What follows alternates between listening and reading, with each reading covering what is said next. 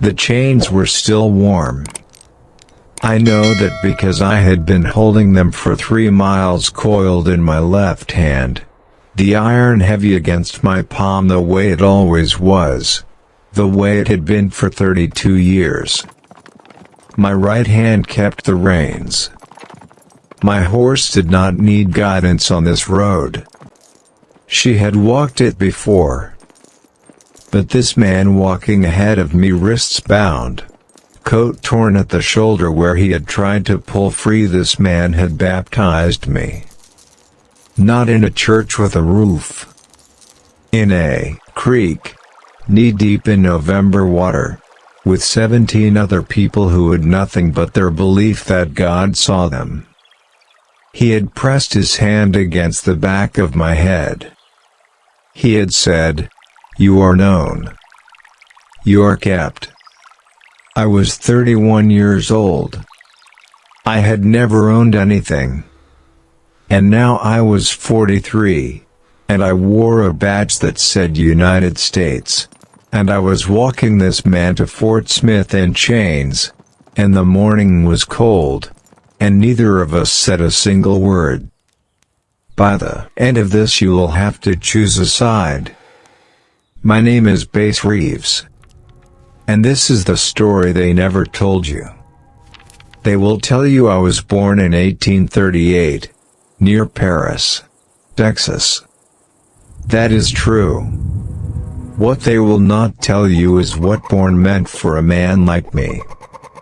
It meant I was property before I was a person. It meant my mother's name was recorded in a ledger next to livestock. It meant my father's name was not recorded at all. The Reeves family owned us. That is where my surname comes from. Not from blood. From ownership. I grew up in Arkansas when the family moved to Lamar County. I learned to shoot early. My master, William Steele Reeves, then his son George, took pride in having a slave who could handle a rifle. They would show me off at shooting contests. I won. The prize money went to them. The ability stayed with me. That was the first thing I understood about this country. They will use what God put in you, and they will call the profit theirs. In 1862, I struck George Reeves. I do not regret it. There had been a card game. An argument. He raised his hand first. I hit him once, and I knew in that same second that I had just made myself a dead man or a free man. There was no third option. I ran north into the Indian Territory. The 5 civilized tribes held that land. Some of them owned slaves too. But it was land where a man could disappear. I disappeared for 13 years. I learned the languages. Cherokee, Creek, Seminole. I learned to track. I learned which creeks ran safe in spring. I learned the kind of quiet that keeps you alive. And I learned to pray. Not in any building. In the dark, in the brush, alone. In 1875, a man named James Fagan rode into the territory looking for me specifically. I want you to hold that detail for a moment. Not looking for someone who fit a description. Looking for Reeves, by name. Because Judge Isaac Parker at Fort Smith needed deputies who knew the Indian Territory, who could navigate it, speak its languages, survive it, and there were not many men, black or white, who could do all three. I was 37 years old. I had spent 13 years as a man who legally did not exist. No citizenship. No protection. no name on any government document. I was alive by skill and by grace, and I knew the difference between the two. Fagin offered me a badge. I need you to understand what that meant in 1875. The Reconstruction era was unraveling. Black men who had held office during those years were being pushed out by violence across the South. And here was a white federal judge, a man known for hanging outlaws without sentiment, offering a black man from the Indian Territory the legal authority to arrest anyone, of any race, in 75,000 square miles of unorganized land. I did not say yes immediately. I went to the creek where I had been baptized 2 years before. I knelt there for a long time. Long enough for the sun to move and the light to change on the water. I thought about my mother. I thought about what George Reeves had done with my gift for shooting, turned it into profit, called it his. Then I thought, what if I use it for something that cannot be taken from me? I said yes. For the next 32 years, I brought in more than 3,000 men and women wanted by the federal court. I was shot at many times. I was hit twice. I survived both. I lost 5 horses beneath me. I once rode 400 miles in January to bring in a man wanted for murder. The temperature dropped to 18 degrees on the 3rd night, and I stopped at a farmhouse, and the woman who opened the door looked at my badge and then at my face and decided the badge was more important. She let me in. She gave me coffee. She did not speak to me directly, but she let me in. That was the frontier in 1881. You understood what a person was willing to do by what they were willing to tolerate at their own table. I never killed a man I did not have to. 14 men died in confrontations with me across 3 decades. Every one of them had drawn first or was actively firing. Every one of them was given a chance to surrender. Art Burton, who spent years researching my life, wrote that my discipline was rooted in something deeper than professionalism. He is right. I did not spare men's lives because the regulations required it. I spared them because I had read the Gospel of Matthew 47 times by 1890. Blessed are the merciful, for they will be shown mercy. I believed that then. I still believe it. But belief is not the same as being spared the cost. By 1895, I was the most famous marshal in the Indian Territory. Newspapers in St. Louis wrote about me. A journalist from Ohio called me the black hero of the frontier. Judge Parker, a man who sentenced 160 men to death during his tenure, said publicly that I was the best lawman he had ever commanded. Not the best black lawman. The best lawman. I want to be honest with you. I felt something when I read that. Not pride exactly. Something closer to the feeling of being recognized after a long time of being looked past. I had spent my childhood as property. I had spent my young manhood as a ghost. And now, at 57 years old, the most powerful federal judge west of the Mississippi was saying my name in sentences that contained words like finest and remarkable and exceptional. I thought, maybe this is what God had in mind. Maybe this is the shape of it. I thought that for about 4 months. Then in 1896, the Supreme Court handed down its decision in Plessy v. Ferguson. Separate but equal. That was the law now. That was the United States I carried a badge for. I was 58 years old. I had ridden under the flag of that country through winter and drought and gunfire. I had put my body between chaos and law for 21 years. And the highest court in the nation had just announced, formally, in published opinion, that a man with my skin was legally permitted to be separated from full humanity. Separate but equal. I read those 3 words at my kitchen table. My wife Nellie was in the next room. I did not tell her what I had read. I folded the newspaper. I placed it at the bottom of a drawer. And I went back to work the next morning. Because the territory still needed policing. Because there were still families in those 75,000 miles who needed someone to come when no one else would. Because I had made a commitment to something larger than a court decision. But I want you to know that I noticed.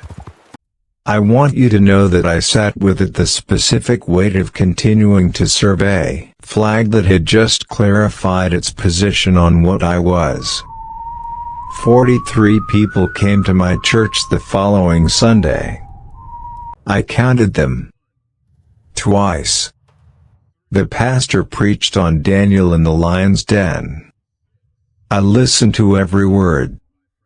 Afterwards, a man came up to me, one of the younger deputies I had trained, and he said, "Marshal, how do you keep doing it?" I said, "The lions are still in the den." He laughed. I did not explain that I was not joking. Everything I just told you is true. 32 years. 3,000 arrests. A discipline rooted in mercy. A faith that held when the country showed me exactly what it thought of men who looked like me.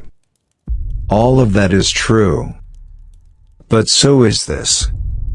There is one document they did not want you to read, a court record from 1902, filed at the federal courthouse in Fort Smith, case number filed under the name United States v.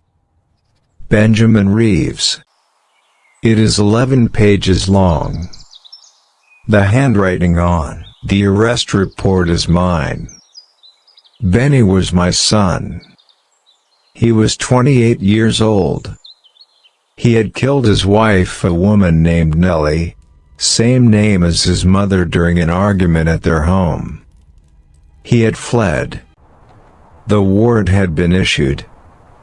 2 other marshals had declined the assignment, quietly, because everyone in the territory knew whose son Benny was. The court asked me if I could serve the warrant. I said yes. The question I have never been able to fully answer, not in the 20 years I had left before I died, is why I said yes when I could have said no. There is one document they did not want you to read. I need to go back to 1884 first. Because you cannot understand 1902 without it. A man named William Leach was my cook. He traveled with me on long assignments, a common arrangement for marshals in the territory who spent weeks in the field. On the night of November 14, 1884, my rifle discharged during camp. William Leach was killed. I said it was an accident. A misfire while I was cleaning the weapon. The federal court in 1887 agreed, after investigation, that there was no evidence of intent. I was exonerated. The case was closed. But the case was never fully closed in the territory. People knew that Base Reeves had killed a man. They knew that the man was black, like me. They knew that the federal court-wide institution had cleared a black marshal of killing a black cook. I have thought about William Leach many times. His weight. His laugh. The way he made cornbread in the field with nothing but a tin pan and a fire. He had a daughter in Muskogee. Her name was Clara. She was 7 years old when her father did not come home. I went to Clara's mother after the trial. I stood at the door. She looked at me for a long time. She did not close the door. She also did not open it wider. She said, "You carry a badge they gave you. Base. But we all know what they gave it to you for." I have turned that sentence over in my mind for 26 years. What did she mean? That the badge was permission to operate in white legal space, which meant operating for white legal interests, even when the targets were my own people. Records from the Gateway to Oklahoma history show that of my 3,000 arrests, a significant number were of black and native men caught in the machinery of territorial lawmen running from poverty, from debt, from a system that had never been designed with their survival in mind. I brought them in. I brought them to Judge Parker's court, where the conviction rate was extraordinarily high and where black defendants received the same sentence as white defendants, which sounds like equality until you understand that the law itself was structured to catch certain kinds of men and not others. Separate but equal. The law does not care about the soul of the man who enforces it. The law cares about the arrest report. And I filed very clean arrest reports. Benny had been in trouble for years. I knew it. His mother knew it. His trouble was the kind of trouble that comes from growing up as the son of a famous man in a place where fame costs something, where people expect a performance of toughness from a young man whose father could outdraw, outride, and outthink almost anyone in the territory. Benny could not be me. He tried in the wrong directions. I had spoken to him 4 times in the 3 years before the warrant. Each time, I had said the same things fathers say. About choices. About consequence. About God knowing the secrets of men's hearts. Benny would listen. He would nod. He would leave. I had prayed for him specifically, on my knees, for 6 years straight. I am telling you that so you understand. When I rode out to serve the warrant, I was not indifferent. I was not detached. I was not the impartial instrument of the court. I was a father who had prayed for his son for 6 years and was now writing to put him in chains. I found Benny at a farmhouse 12 miles northeast of Muskogee. He did not run. He looked at me, at the badge, at the chains in my hand, and he said, "I knew it would be you." Not, "I knew they would send someone." Not, "I knew they would find me." I knew it would be you. Something passed between us that did not require words. I had not wept since my mother died in 1896. I did not weep then either. But I noticed the weight of the chains very acutely in that moment, the way they shifted in my grip. The specific sound of iron on iron when I fastened them to his wrists. He was convicted. He served his sentence. He was released. He outlived me by many years. But wait, there is something historians have hidden for centuries about what I did next. After I delivered Benny to Fort Smith and signed the transfer papers, I went to the courthouse chapel. It was empty at that hour. I sat in the third pew from the back, not the front, not the middle, the third pew from the back, where no one sits unless they are trying to be invisible, and I opened my Bible. I did not open it to a verse I knew. I let it fall open where it would. It fell to Job, chapter 3. Why did I not die at birth? Why did I not perish when I came from the womb? I read the whole chapter. Then I read chapter 4. Then chapter 5. I sat in that chapel for 2 hours and 40 minutes.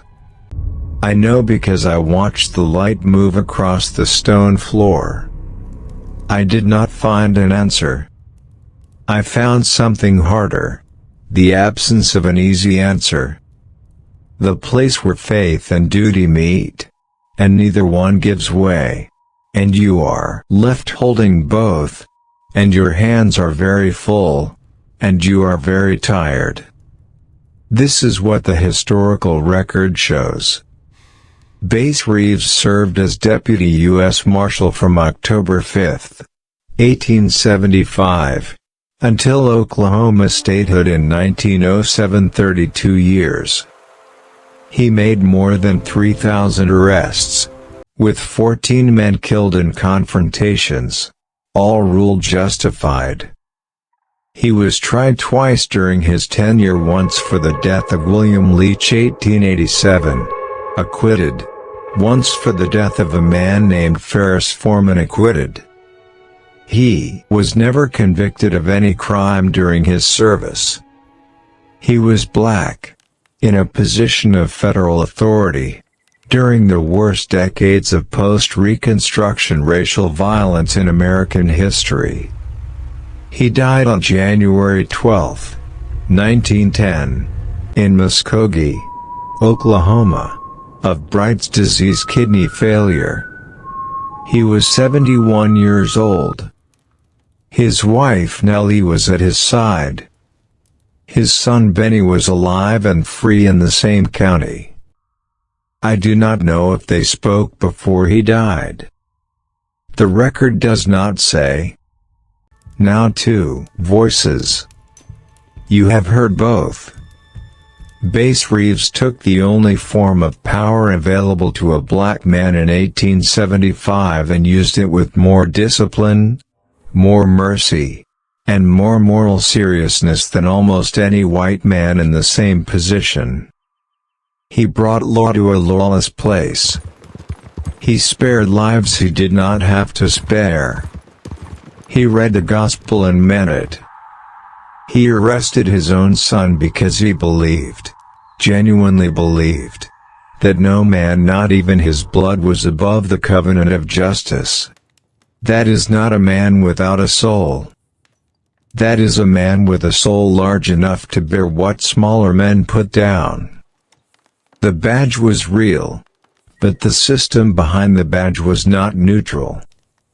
3,000 arrests, in a territory where black and native men were already trapped by poverty and dispossession, means 3,000 times that Bass Reeves was the mechanism by which federal power, white federal power, in a country that had just codified racial separation into law, reached into those communities and extracted someone.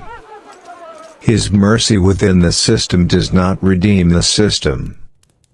His faith does not erase the question of whether a righteous man can do righteous work for an unrighteous institution without becoming, in some way, its instrument. Both of these voices are real. Both of them have evidence. Both of them live inside the same man, in the same body, wearing the same badge. I have spent a long time with Bass Reeves' story, and what stayed with me most was not the 3,000 arrests or the 14 deaths or even the arrest of his son. What stayed with me was the image of a man sitting in the third pew from the back of an empty chapel, not the front, where the certain go, not the middle, where the comfortable sit, but the third from the back, where you go when you're trying to be invisible to God and you know, already, that it will not work. That is where faith lives in the hard years. Not in the proclamation. In the pew, in the dark, with a Bible open to job, and no easy answer coming. The sources behind everything you heard today: Black Gun, Silver Star by R.T. Burton, published by the University of Nebraska Press. Records held at the Gateway to Oklahoma History. Case files from the federal court at Fort Smith, Arkansas. The Texas State Historical Association's documented accounts of Reeves' service record. And the Smithsonian National Museum of African American History's materials on Reconstruction era law enforcement. Full links to every source are in the description below. Because Reeves' story deserves more than legend. It deserves the truth. If something in this story is pressing against something inside you right now, if you are not sure which voice you believe, type badge in the comments. Let me know you are sitting with it. I read everyone. Now you know what I know. A man born into chains, who spent 13 years as a ghost, who took a badge from the hand of a white judge and carried it for 32 years through every temperature the frontier could produce. A man who read the gospel and meant it, and arrested 3,000 people, and lost one cook named William, and one son named Benny, and possibly this is the question, something inside himself that he could never fully name. 2,000 years of faith. 400 years of struggle. 32 years of a man walking the line between them. Holding chains. Holding a Bible. Holding both. Now, it is your turn. Reeves was a man of God doing God's work in the only form available to him. His faith was real. His justice was real. The cost was real and he paid it without complaint. No man can serve an unjust system with enough personal righteousness to make the service holy. Reeves was exceptional. The system was not. And exceptional men in broken systems do exceptional damage. Drop your answer below. A or B. And tell me why. Because 400 years of this history deserves more than silence. If you believe someone you love needs to sit with this question today, share this video right now. That is your gift to give them. He wore the badge they gave him. He carried the chains he was born into and the chains he chose. He sat in the third pew from the back. And God, who sees the third pew, saw him. Reeves. 1838–1910. Judge for yourself.